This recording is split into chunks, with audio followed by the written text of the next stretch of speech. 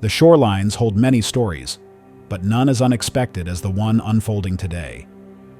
A massive orca named Oliver finds himself stranded on the beach, the shallow waters making it impossible for him to return to the sea on his own. With hope fading and death nearing, a local resident spots the helpless giant, bringing a glimmer of light to what seemed like a hopeless situation. What follows is a tale of perseverance, unexpected help, and a rescue mission that defies all odds. Orcas were first sighted in Oregon, specifically in Newport Beach, on a seemingly ordinary Wednesday some years back. The sun emerged from behind a couple of soft-looking clouds, casting a warm golden gradient over the sparkling beach's surface. The ocean was remarkably calm, and it seemed like the perfect time to go fishing. A local fisherman, James Thompson, took his gear and headed out to fish. A few meters away from the beach, he observed unusual movements in the water close to the shore. Curious, he moved closer to see what was there. To his surprise, he saw a large pod of orcas circling near the shore. James shivered in excitement, dropping his fishing rod as he hurried to fetch his phone from his pocket. He shouted with joy, feeling a rush of adrenaline as he prepared to record. He shared the stunning video he took on the internet, informing the whole world about his extraordinary sighting. People came from far and wide to observe these incredibly majestic creatures. They were just that rare. Amongst these excited individuals was a renowned marine biologist, Emily Green, who visited constantly for a while. She was excited to record more valuable data about these intriguing animals. Emily explained that the orcas were probably hunting in the area. She told the individuals about the orca's nickname, the killer whale, and explained the origin behind the name. The name killer whale was actually given to them by Spanish sailors. The sailors observed orcas hunting in groups like wolves, laser targeting their prey, which happened to be a large whale. They were successful in killing the whale, so the sailors called the orcas asesina balenas, which means whale killer. Over time, the name was modernized, and now orcas are called killer whales. She also mentioned that despite their eerie name, they are incredibly intelligent and social animals, known for their deep family bonds and hunting skills. "Wow, I had no idea they were so intelligent," someone in the crowd exclaimed, clearly amazed. Her vast knowledge of the orcas didn't reduce the individual's intrigue. It only increased it. The individuals continued to gather as much knowledge about orcas as they could. Later that evening, the crowd eventually dispersed, with people discussing with one another what they had seen and heard, still thrilled by the encounter. What happened the next morning was completely unpredictable. On Thursday, a local, Sarah Johnson, out for her regular morning jog, spotted something unusual on the shore. Intrigued, she jogged towards it. When she squinted her eyes, she was shocked to see a huge orca stranded on the beach. Sarah was surprised and felt sympathy for the majestic creature. She quickly gathered herself together and called animal rescue services. Their week went from an exciting week due to the sighting of the pod of orcas to a panic and stress-filled week, with almost half of the town working together to save the orca. Within hours of Sarah making the call, several local residents, concerned individuals, and various rescue teams gathered on the beach, all brainstorming possible ideas to help keep the orca alive. The orca was later given the name Oliver. He was a 20-foot-long animal, weighing about 6,600 pounds. The orca, who once paraded the vast ocean gracefully, was now completely helpless, lying motionless on the golden sand, frequently giving quiet groans. His sleek, luxurious black skin, adorned with white patches, began to look dull as dehydration set in, an obvious sign of his helplessness. With each passing moment, Oliver's strength declined, making his situation even more heartbreaking. His dorsal fin, which usually stood tall in the ocean, was slumped to one side.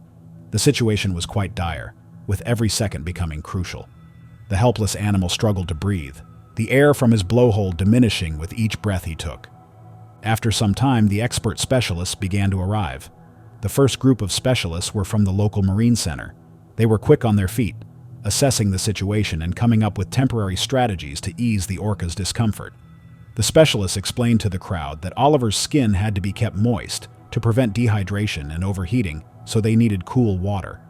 The volunteers, filled with sadness, formed several human chains from the water to Oliver, passing buckets continuously and tirelessly. They relentlessly poured water over the orca's skin and tried protecting it from the sun by covering him with cool cloths, making sure to change it immediately it became warm. The determination of these people was admirable and would make anybody's heart to melt. They poured multiple buckets of water for hours. Their shoulders grew tired, but their hearts were filled with energy. It was even reported that some individuals developed large blisters on their hands, but they kept pushing and didn't let this setback stop them. The specialists from the local marine center, fully realizing the situation was far bigger than they could handle, contacted the nearest aquarium and a veterinary clinic specializing in marine mammals, asking for vital equipment and expert special assistance. The more time they spent trying to rescue the struggling animal, the further the news traveled, drawing extra hands to their aid. Mike Anderson, an experienced and respected diver and marine animal rescuer, made his way to the scene. Mike suggested they use inflatable pontoons to move Oliver back into the water. However, the other specialists were quick to reject this idea, as it could cause further injury to poor Oliver. Someone from the crowd, Lisa Brown, thoughtfully suggested they use a helicopter to airlift the orca into the ocean. Though smart, this plan was more dangerous than the first because Oliver was too big to be put under such conditions. There was no telling what might happen if they did. As the night drew near, so did the ever-growing crowd, with over 100 dedicated volunteers passionately committed to getting Oliver back into the vast ocean. Local restaurants generously brought delicious food to refuel the energy of the hard-working volunteers, as saving the orca required the full cooperation of the entire community. These local restaurants didn't collect a single penny from any of the volunteers and took it as their own heartfelt contribution to the rescue effort. Not all individuals present were genuinely interested in getting Oliver back into the ocean. Some had other plans and motives. Thus, the police immediately set up a barrier to protect Oliver from curious and intrusive onlookers. Although everyone was trying their possible best to get Oliver back into the ocean, it was important to ensure that Oliver was still alive and safe. Veterinarians skillfully performed regular checks on him, carefully monitoring his temperature, breathing, and heart rate. Despite the intense stress he was enduring, Oliver's condition remained remarkably stable, giving everyone involved hope for a successful rescue in the near future. A few hours later, Oliver's temperature began to rise to an alarming level, spreading panic around the beach. Volunteers, more concerned than ever, began shouting for more water and ice, basically requesting anything cool to put over Oliver's body. The atmosphere was now filled once more with fear and worry, as the urgency of the situation intensified. Experts, desperate for a quick and effective rescue method, began brainstorming with each other while still receiving ideas from the crowd. Yet no one knew what might work. Someone suggested using an excavator to dig a swimmable channel from Oliver to the ocean. However, this plan had several flaws. One major issue was the lack of time. There was no way they could dig a channel deep and wide enough for Oliver to swim through in time. Some feared that the vibrations and noise from the machines might frighten the already scared animal, so that idea was tossed out. As tension grew among the crowd, many began to wonder if they were truly running out of options. Another person suggested using a special sled to drag Oliver across the sand into the water. But this plan wasn't much different from Mike Anderson's earlier suggestion, so it couldn't work either because it would damage the orca's delicate skin. Oliver was scared. All the people were scared. They didn't want to do anything to endanger the animal's life after spending so much effort to save it. It would break everybody's heart. The urgency of their situation weighed heavily on their minds. Too much time had passed, and everyone on the beach realized that it would soon be too late to save Oliver. They continued pouring water on him and repeatedly changed the cool pieces of cloth used to cover him. A few hours later, the experts from the veterinary clinic arrived. They were a team of marine biologists, and with them came new ideas and equipment. They used specialized tools to monitor Oliver's condition and presented a more effective way to keep him hydrated. A renewed sense of determination filled the air as they strategized.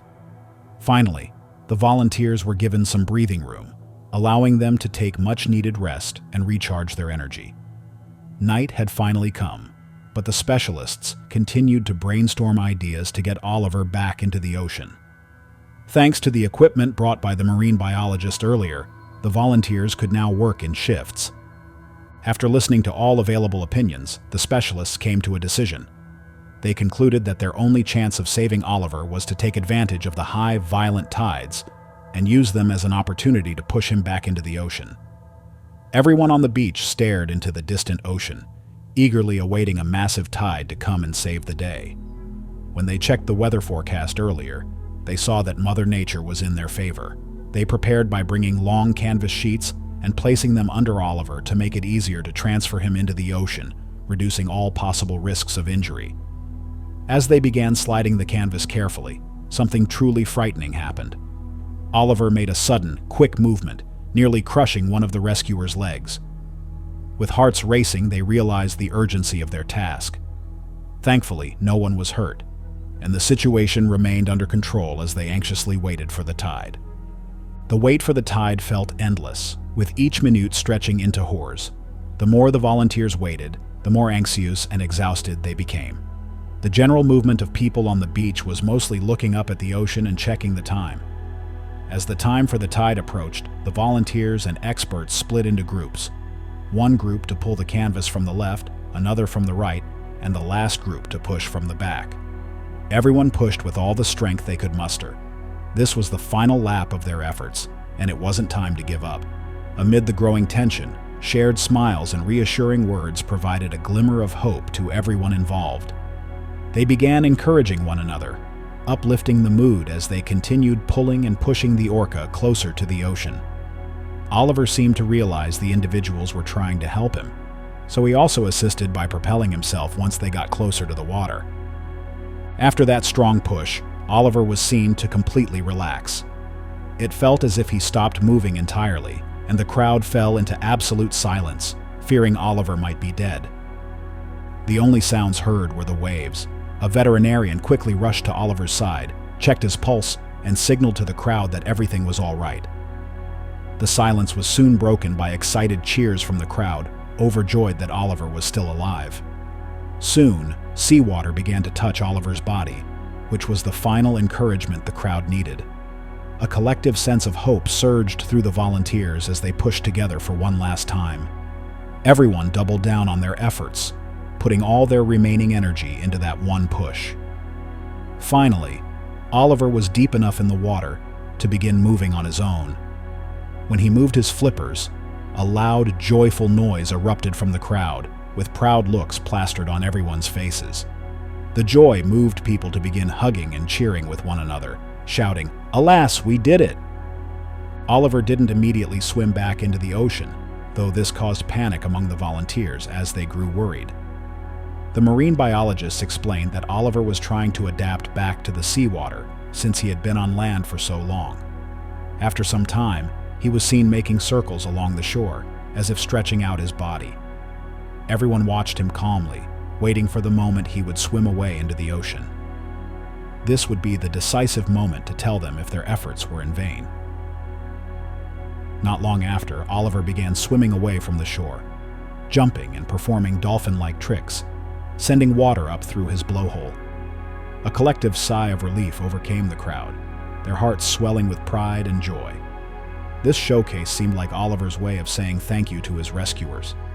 Oliver was back, moving lively as if he wasn't stuck on the beach for more than 12 hours. The people didn't leave the beach for a long time. They watched Oliver disappear into the ocean, then threw a party to celebrate their accomplishments.